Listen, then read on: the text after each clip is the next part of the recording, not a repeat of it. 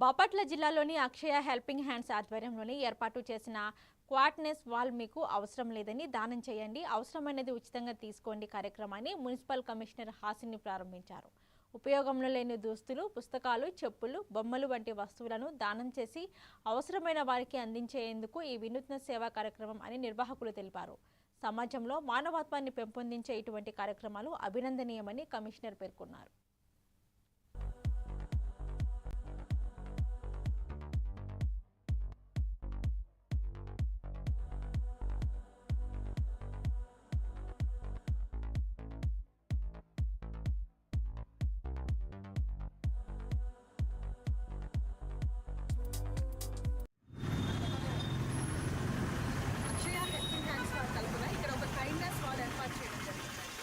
ప్రజలందరూ మీ దగ్గర మీకు అవసరం లేకుండా ఎక్సెస్గా ఏమైనా ఉంటే అది అవతల వాళ్ళకి ఉపయోగపడతాయి అనుకుంటే తెచ్చి ఇక్కడ పెడితే పక్కన వాళ్ళకి సహాయంగా ఉంటుంది.